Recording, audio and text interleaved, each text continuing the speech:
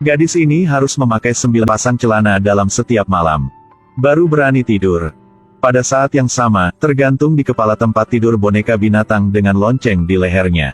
Setiap malam ketika semua orang tidur nyenyak, mimpi buruknya dia baru saja dimulai.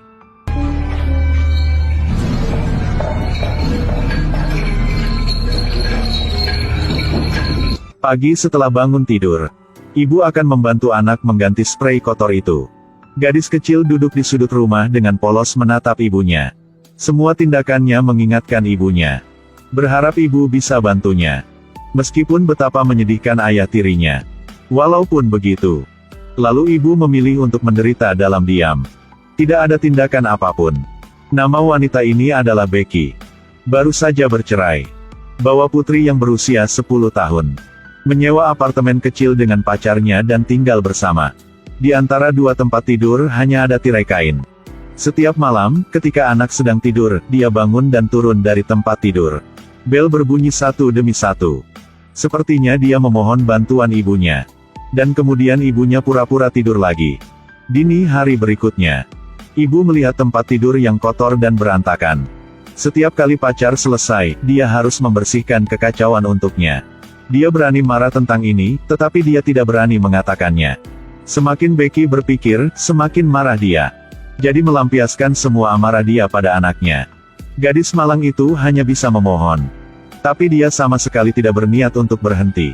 Dan seperti itu, dia secara pribadi memukuli putrinya sendiri sampai mati. Ketika dia dibawa ke rumah sakit, jantung putri berhenti berdetak. Pemeriksa medis terkejut ketika memeriksa tubuh. Karena tubuhnya tidak hanya memiliki banyak tulang yang patah. Bahkan bagian bawah tubuhnya robek parah.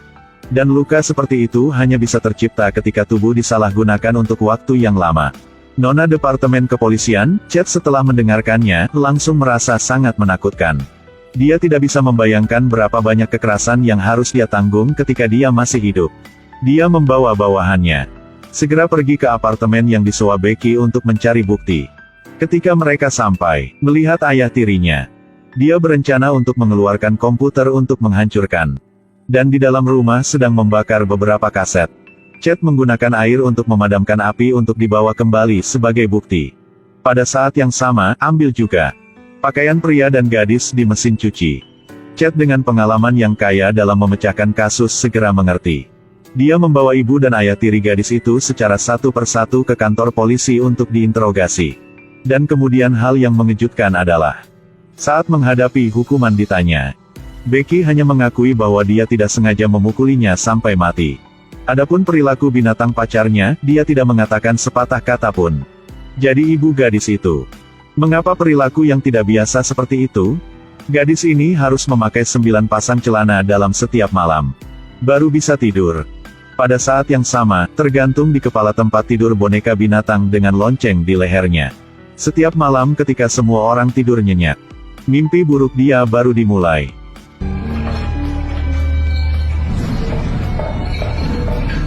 Bel berbunyi satu demi satu. Sepertinya dia memohon bantuan ibunya. Tapi ibunya memilih pura-pura tidur. Dia berada dalam situasi seperti itu. Diam-diam menderita selama 3 tahun.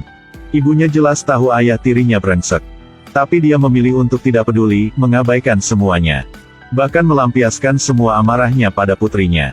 Pada saat yang sama, dia secara pribadi memukuli putrinya sendiri sampai mati. Di bagian sebelumnya, kita berbicara tentang bagaimana polisi membawa mereka berdua ke stasiun untuk diselidiki. Lalu atas nama pencarian tubuh, meminta Becky untuk melepas semua pakaiannya secara langsung. Pada saat yang sama mereka menyesuaikan AC ke suhu terendah.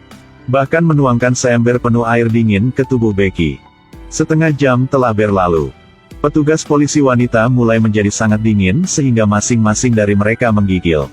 Bahkan mengambil mantel untuk dipakai. Dan Becky masih menolak untuk membuka mulutnya untuk mengatakan yang sebenarnya. Dia masih berdiri di sana tanpa mengatakan apa-apa, menggertakkan giginya untuk bertahan. Polisi tidak punya pilihan selain menggunakan langkah terakhir. Ternyata itu ada di komputer ayah tiri. Menemukan lebih dari 40 rekaman mesum. Di dalam, seluruh proses direkam. Ayah tiri melecehkan tubuh gadis itu. Becky tidak berani melihat langsung ke layar. Dan polisi mencoba membuka matanya lebar-lebar. Biarkan dia melihat dengan matanya sendiri bagaimana putri kandungnya dilecehkan. Dinding pertahanan terakhir di hati Becky telah benar-benar runtuh. Dia mengatakan seluruh kebenaran. Ayah putrinya adalah bajingan. Setelah mengetahui dia hamil, meninggalkan dia. Meninggalkan ibu dan anak sendirian. Wanita lemah tanpa budaya dan bakat. Sekarang bawa anak perempuan. Kecuali mengandalkan pria, dia tidak punya pilihan lain. Padahal tahu kelucuan pacarnya. Juga memejamkan mata dan mengabaikan semua tindakan pacar dia. Dia bahkan berpura-pura tidur setiap malam untuk memberi kesempatan pada pacarnya. Bahkan jika seorang gadis menggunakan bel untuk mengingatkannya tentang pelecehannya. Becky masih menggertakkan giginya dan tidak peduli. Akhirnya melampiaskan semua amarah yang telah terakumulasi sekian lama. Di atas tubuh anak sendiri. Itu sebabnya dia tidak sengaja memukuli putri sampai mati seperti itu. Setelah mendengarkan cerita Becky, polisi wanita Josephine juga sulit untuk tidak berempati. Dengan wanita malang duduk di depan ceritain semuanya. Tetapi pada akhirnya, dia masih harus menerima hukuman yang sesuai. Hanya bisa menghabiskan sisa hidupnya di penjara.